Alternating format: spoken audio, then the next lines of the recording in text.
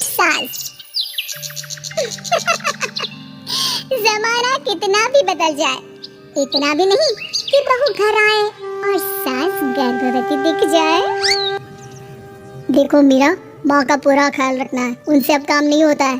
क्यों, क्या हो गया? तुम्हारी माँ तो हट्टी कट्टी दिख रही है, पूरी शादी में घोड़ी की तरह नाची है, अब क्यों काम नहीं होता उनसे?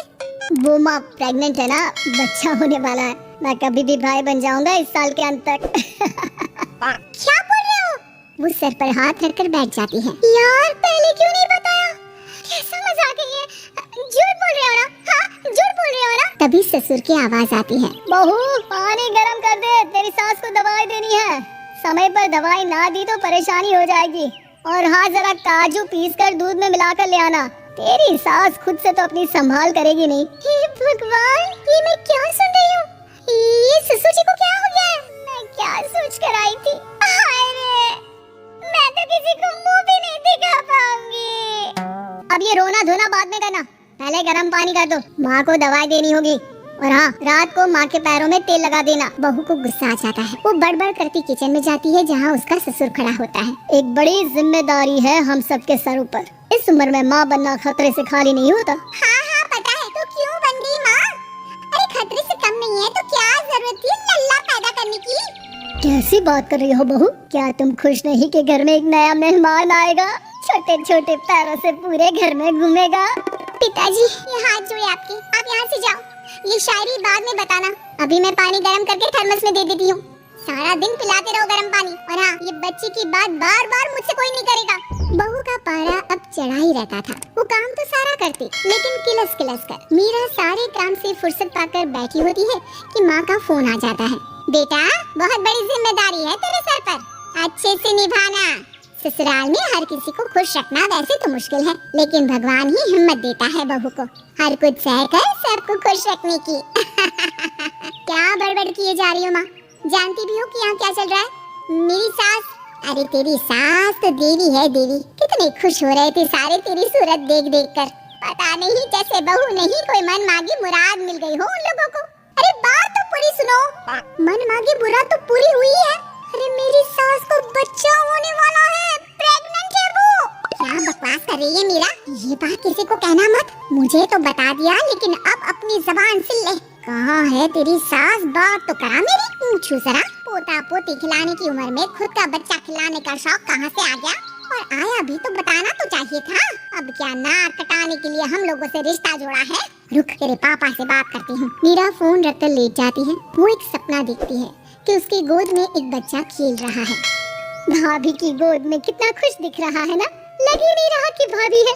मैं तेरे लिए क्या लाया हूँ, सोने की बालियाँ। तेरी शादी में तो मैं बुढ़ा हो जाऊंगा ना। अरे कैसी बात कर रहा है बेटा, इसकी जिम्मेदारी तो तू ही लेगा। हम लोगों का तो कोई भरोसा नहीं, कब ऊपर वाला उठा ले। बहू को सास को देख देख कर गुस्सा आ रहा था, तभी वहाँ पड़ोसन आ जाती है। अरे बहू, तुझसे तो पूछने से भी डर लगता है कि कब खुशखबरी सुना रही है। अब तो अपनी 1 महीने की ननद की ही जिम्मेदारी संभालने बहुत है। अपने जेवर भी रख देना और पैसे भी जमा करना शुरू कर दे।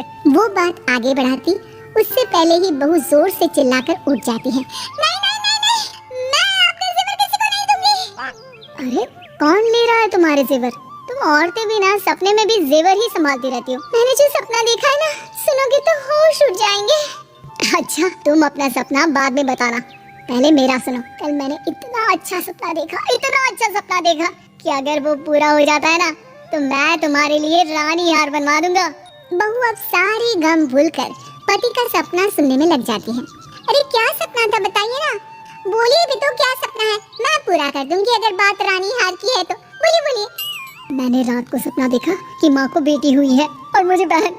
सच्ची, इस घर में बेटी हो जाए तो मैं तो झूम ही उठूं। मीरा का मुंह बन जाता है, वो चुप हो जाती है और सपने की बात याद करती है कि बेटी हुई तो उसे ही अपने गहने उसे देने होंगे।